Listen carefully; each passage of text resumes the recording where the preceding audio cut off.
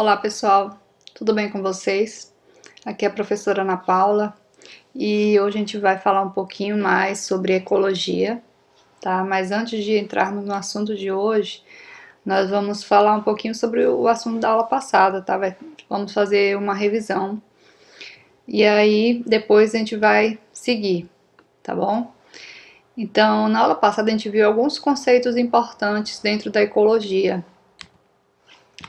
A gente viu que a ecologia é o estudo das interações entre os seres vivos e o meio ambiente, né? Então, vai estudar todas as relações existentes entre esses seres e o meio e entre eles mesmos. A gente viu também que para acontecer um desequilíbrio ecológico no ambiente, pode ser através de aumento de população, pode ter uma procura maior por consumo de alguma espécie, né? Diminuição de recursos, quando o homem desmata, queima, tudo isso faz com que haja um desequilíbrio ecológico. Vimos também o conceito de habitat. O que é o habitat? É o espaço geográfico onde a espécie vive, é o local onde a espécie é encontrada. É como se fosse o seu endereço, tá? Vimos também o conceito de nicho ecológico, que é o que? O modo de vida de um ser vivo. Tudo aquilo que ele faz, se ele é carnívoro, se ele cuida dos filhotes, se ele tem o hábito noturno ou diurno, tudo que ele faz, né, é o que constitui o seu nicho ecológico, tá certo? E conforme mais próximo, mais parecido o nicho ecológico de uma espécie for de outra, mais eles vão competir na natureza, tá? Vai haver aí uma competição, se eles tiverem o mesmo tipo de alimento, por exemplo, né? Então vai haver uma competição maior. Vimos também os fatores bióticos. O que são os fatores bióticos? São os seres vivos, né? São aqueles fatores que têm vida, os seres vivos. E os fatores abióticos são aqueles que não têm vida, os fatores que não são vivos. Por exemplo, o oxigênio, a água, né, a pressão atmosférica e dentre outros aí, temperatura.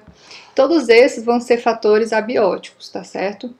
Aí quando nós unimos fatores bióticos com os fatores abióticos, nós temos o que? Um ecossistema. Então, o que vai ser o ecossistema? Vai ser a união desses seres vivos, fatores bióticos, mais os fatores abióticos, que são o que eu falei, né? Temperatura, pressão, oxigênio, nitrogênio, tudo isso vai ser junto, né, formar aí o ecossistema. Nós não falamos de bioma, mas aqui está bioma. O que vai ser o bioma? É o conjunto de várias características regionais, resultando uma diversidade biológica própria. Nós vamos estudar aí futuramente, né, os biomas, por exemplo, do Brasil. Nós temos aí regiões bem características, né, bem distintas, que é o caso, por exemplo, da Caatinga, né, tem o seu clima próprio, tem a sua vegetação própria, diferente da Amazônia, por exemplo, né, que é um outro bioma. Pantanal, Pampas, então Cerrado. Então esses são biomas, são considerados biomas, são regiões em que se encontram aí características bem próprias, que depois a gente vai ver mais sobre isso. Aí vemos também, vamos ver aqui primeiro, população. O que é população? Vai ser vários indivíduos da mesma espécie, nós vimos o que é uma espécie, né? Para ser considerada indivíduo de uma mesma espécie, eles têm que ser semelhantes, têm que cruzar e dali ter descendentes, não é mesmo?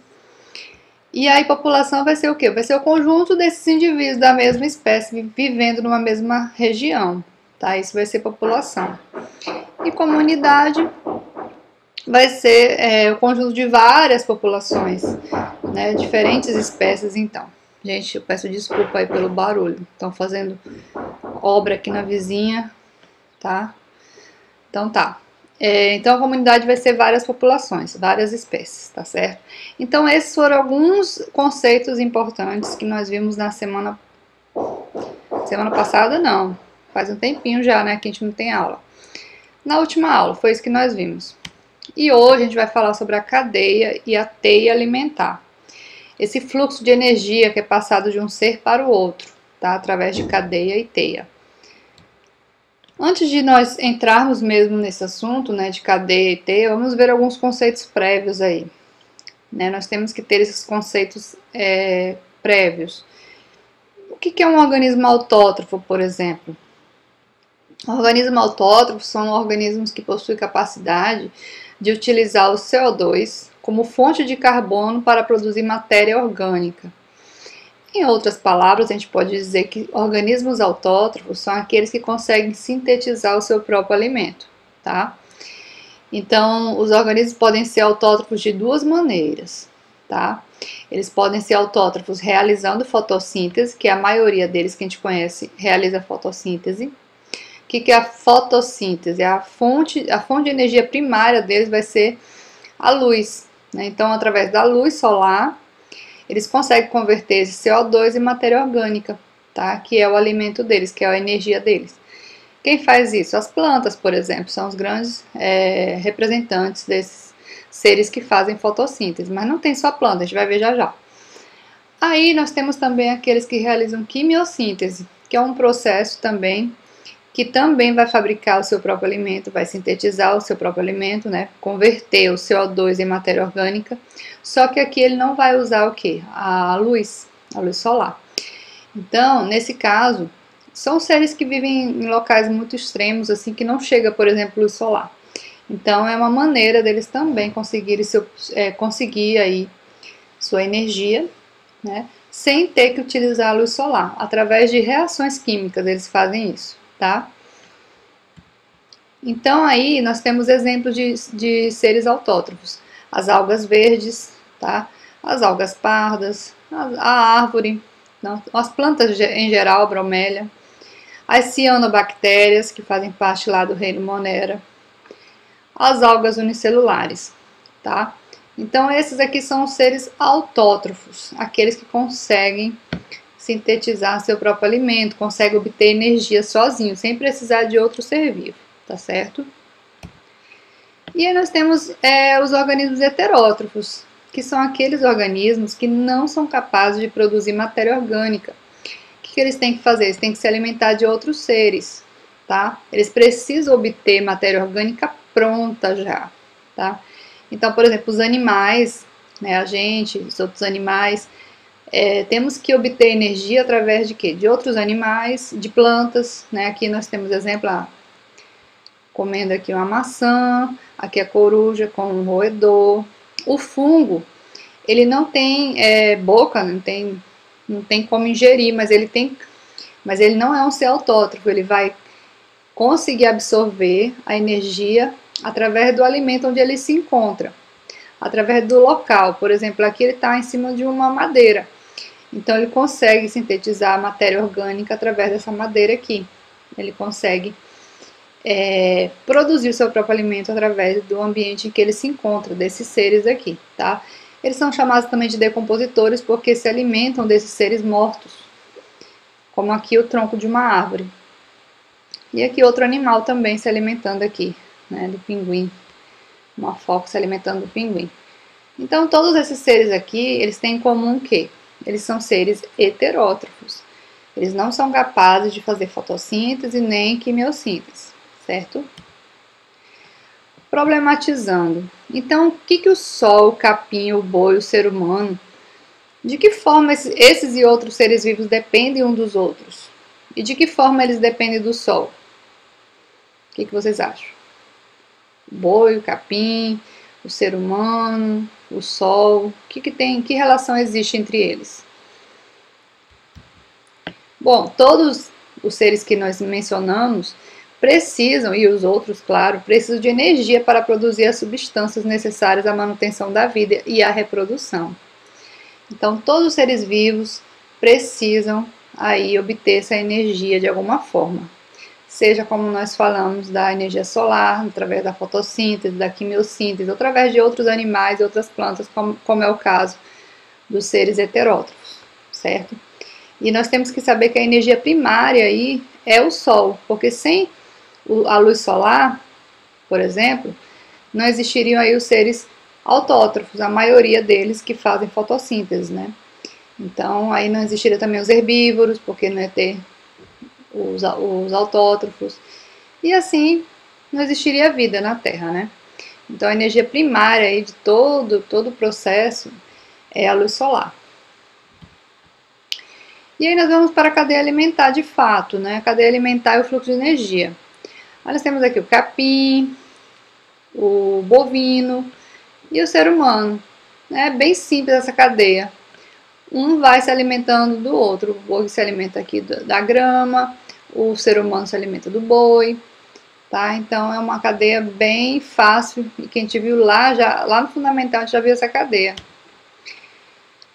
E qual a importância desses seres, desses autótrofos? Por que eles são importantes? Porque, olha só, na cadeia, eles sempre vão começar a cadeia, tá?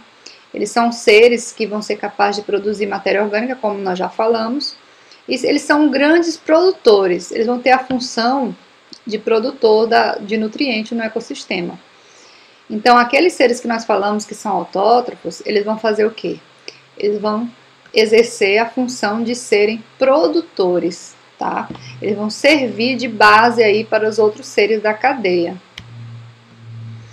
Então, ó, cadeia alimentar, o que que é? É a relação alimentar entre organismos de um ecossistema. Representa a série de organismos pela qual flui a energia inicialmente assimilada pelos produtores. Sempre, gente, a cadeia vai começar sempre com os produtores, que são aqueles seres autótrofos, tá?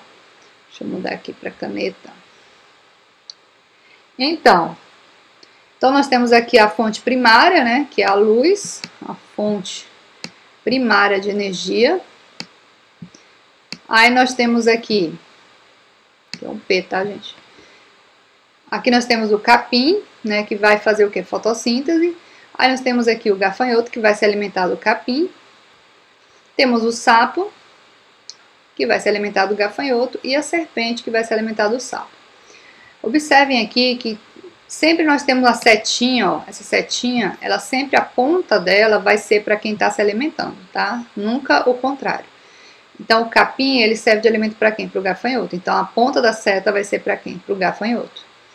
O gafanhoto serve de alimento para o sapo. Então, a ponta da seta vai ser para quem? Para o sapo, tá? Aqui até que tá fácil, né? Mas quando surgir lá a teia alimentar, vocês vão ver que é, né, um emaranhado de setas que tem que prestar atenção. E observe aqui também que cada ser vivo que está aqui em cima, né, esse aqui vai ser quem? Vai ser o produtor, ele tem uma função, né? Cada ser vivo tem uma função. O capim é o produtor, nós já vimos. O gafanhoto, ele vai ser o consumidor primário, tá? Consumidor primário. O sapo, ele vai ser chamado de consumidor secundário, tá? Esse é um S. E a serpente vai ser consumidor também, só que vai ser consumidora terciária, tá? Terciária. Então, assim, nós temos aqui já o produtor, que é o capim. Aí temos os consumidores, que são o gafanhoto, vai ser o consumidor primário, o sapo secundário e a serpente consumidor terciário. E observe que tem esses seres aqui embaixo, bactérias e fungos. Esses seres aqui, eles vão ter uma função, que é de decompositores, tá? Então, o que esses seres vão fazer? Vão decompor tudo aquilo que, por exemplo, capim, resto do gafanhoto, resto do sapo, né? O sapo vai morrer, vai se decompor. Quem que vai fazer essa decomposição? Fungos e bactérias. Esses aqui que estão já aqui no final da cadeia, que todas as setas levam para as bactérias e os fungos, tá? Então o papel deles também é muito importante. As fezes, a urina desses animais aqui vão ser decompostos também por fungos e bactérias, tá certo? E fazendo essa decomposição, que é o que? Transformando a matéria orgânica em matéria inorgânica, e essa matéria inorgânica ela vai ser absorvida pelos produtores depois, tá? Então, é como se fosse uma reciclagem que esses seres decompositores fazem. Esses seres, eles são microscópicos, tá? Fungos e bactérias. Estão no ambiente. Por isso que, por exemplo, uma laranja que você esqueceu lá na geladeira mesmo, ou fora da geladeira, estraga mais rápido, né? Então, se você esquecer, vai apodrecer. Por que apodrece? Porque existem fungos e bactérias no ambiente, no ar, que vão atuar ali, fazendo com que aquela fruta apodreça. Tá? Decompor é isso. É transformar aquela matéria orgânica em matéria inorgânica, e essa matéria inorgânica vai ser aproveitada aí pelos produtores depois, tá certo? Passando aqui o slide. Aí nós temos um outro exemplo de cadeia, né? Nós temos aqui as plantas de fundo, que vão ser quem? Produtores, né?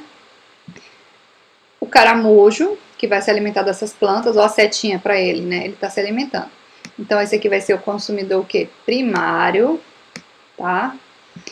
Aí nós temos o lambarizinho, que vai se alimentar do caramujo, que vai ser quem? Consumidor secundário, tá? E esse peixe maior aqui vai ser o consumidor terciário. E a garça vai ser o quê? A consumidora quaternário. Olha aqui, essa cadeia já é um pouquinho maior, né? Tem aí até o quaternário. Aí, aqui nós temos a cadeia alimentar terrestre desse lado, tá? E desse outro lado nós temos a cadeia alimentar marinha, que é importante a gente saber também. A cadeia alimentar marinha, ela começa sempre com o fitoplâncton, tá, gente? Fitoplâncton vai ser o quê? Vai ser a base ali, vai ser os produtores, tá? Eles vão ser os produtores. São seres microscópicos, né? Pequenas, muito pequenos mesmo, algas. E esses seres vão servir de alimento para o zooplâncton, que já vai ser o quê? Consumidor primário, tá? Aí o zooplâncton, que também é microscópico, são microcrustáceos, microanimaizinhos, né? Que vivem lá no fundo do mar, vão servir de alimento para alguns peixes, né? Que são carnívoros. Aí esses peixes carnívoros vão ser o quê? Consumidores secundários, tá?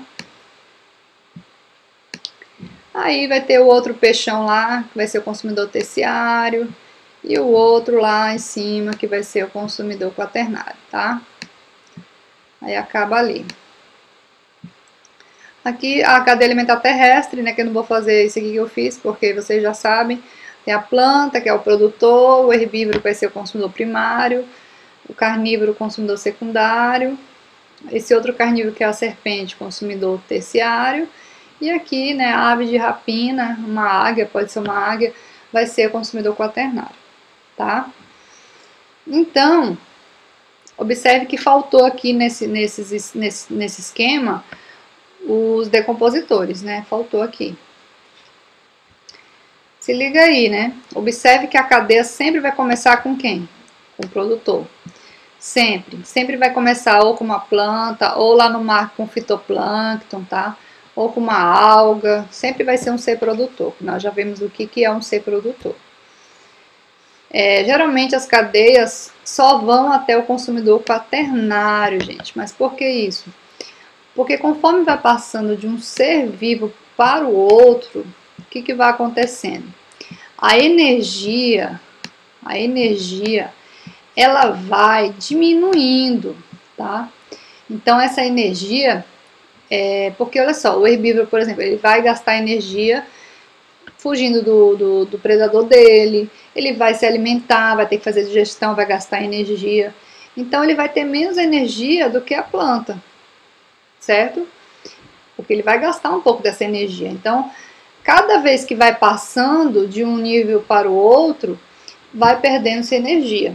Por isso que as cadeias não podem ser o quê? Muito grandes, né? Porque vai acabando, a energia vai ficando pouca. Tá? É por isso que vai no máximo até o consumidor quaternário mesmo, certo?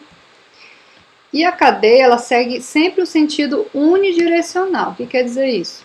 Vocês podem ver que é uma direção só, né? Segue só uma direção. É importante nós sabermos disso, porque a teia já vai ser um pouquinho diferente.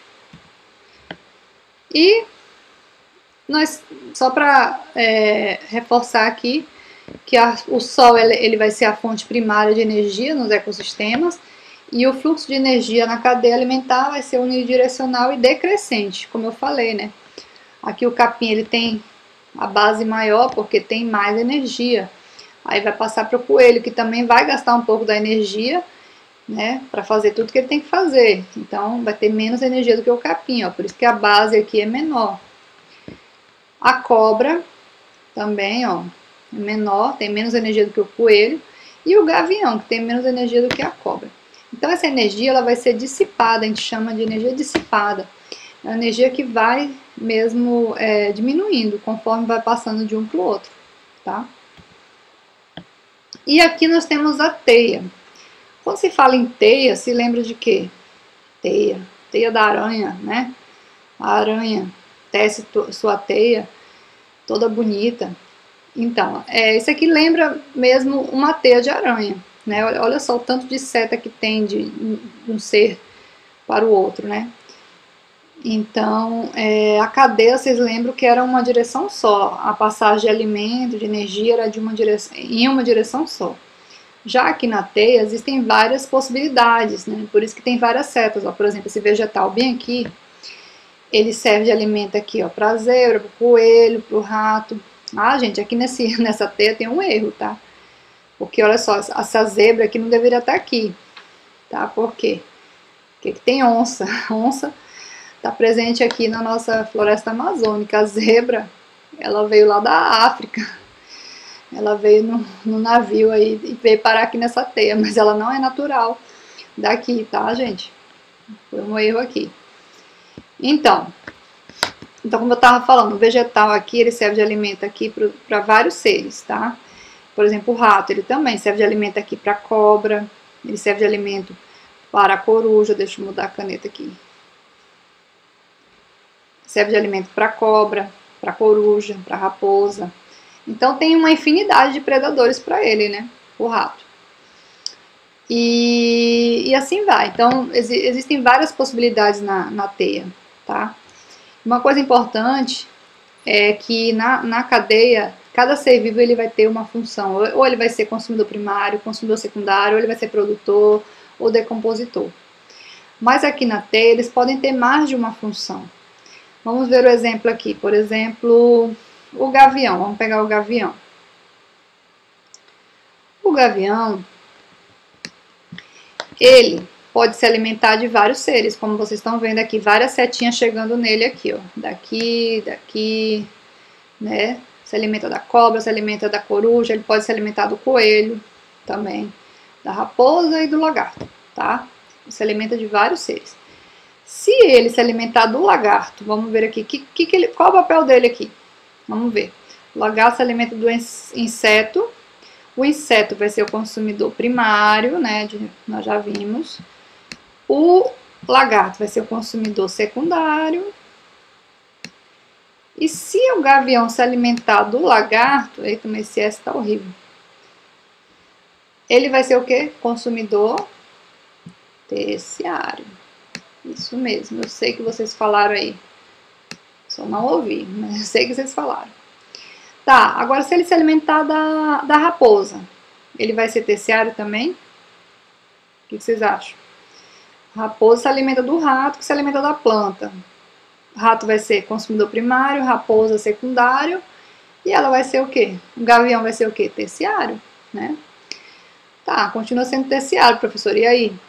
Mas se o gavião se alimentar do coelho, o coelho é herbívoro, né? O coelho vai ser o quê? Consumidor primário. E aí, ele sendo consumidor primário, o gavião se alimentando dele, vai ser o quê? Consumidor secundário. Não é isso? Então, gente, observe que a teia ela tem essas possibilidades, né? O indivíduo ele pode ocupar tanto, aqui no caso do exemplo que eu dei, ó, consumidor secundário, o gavião pode ser secundário e pode ser consumidor terciário ao mesmo tempo, né? Se ele se alimentar, depende do que ele vai se alimentar ali.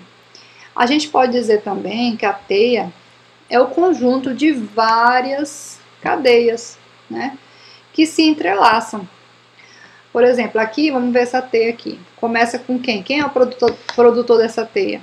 Vai ser o fitoplâncton, é uma teia marinha aqui, né? Começa no mar. É o fitoplâncton. Quem se alimenta do fitoplâncton? Aqui, ó, o zooplâncton. A setinha aqui, ó. E vários outros também, não só o zooplâncton, tá? Vamos pegar aqui. Fitoplâncton, zooplâncton, que serve de alimento para esse robalo aqui, tá? E aí para aqui, né? Então, isso aqui é uma cadeia, não é? Zooplâncton, fitoplâncton, zooplâncton e robalo. É uma cadeia. Se eu pegar o fitoplâncton e a tainha, e depois a garça, ó, que se alimenta da tainha, é outra cadeia. Então, observe que são várias cadeias, né, que se entrelaçam. Então, a gente pode também dizer que a teia é o conjunto de várias cadeias que se entrelaçam, tá certo? E todos eles podem ver que surgem essas setas vermelhas que vão aí agir quem? Fungos e bactérias, né? Que vão agir decompondo aí os restos alimentares, esses seres quando morrerem, vão agir transformando essa matéria orgânica em matéria inorgânica, correto? Uma coisa importante que muita gente confunde na ecologia é a questão do nível trófico, tá? Que pode confundir mesmo. Nós vimos, por exemplo, aqui, ó, que as plantas, elas são produtores, né? A função dela, as algas aqui no caso, elas são o quê? Produtores, né? Mas a gente pode dizer também que a posição dela na cadeia é o quê? É o primeiro nível trófico. Tá? Ela é produtor e ocupa o primeiro nível trófico. O caramujo, ele vai ser o quê? Consumidor primário. Esse caramujo aqui. Mas a gente pode dizer também, se eu mudar aqui, a gente pode dizer também que o caramujo, ele vai ocupar o segundo nível trófico. Observe, ele é consumidor primário, porém ele ocupa aí o segundo nível trófico, tá? A função dele, ele é o quê? Consumidor. Mas a posição, né, o nível trófico dele, ele é o segundo nível trófico, tá certo? Aí nós temos o peixe maior, que se alimenta do caramujo, ele vai ser o quê? Vai ser consumidor secundário. Porém, ele vai ocupar o terceiro, é o terceiro ser vivo. Alga, caramujo, peixe, é o terceiro. Então, é o terceiro nível trófico. E a garça aqui, né, no caso, vai ser o quê? Vai ser terceiro e quarto nível trófico também. Pode ter dois níveis, né? Assim como pode ter função diferente, pode ter níveis diferentes. Se ela se alimentar desse peixinho aqui, ó, ela vai ser o quê? Ocupar o terceiro nível trófico.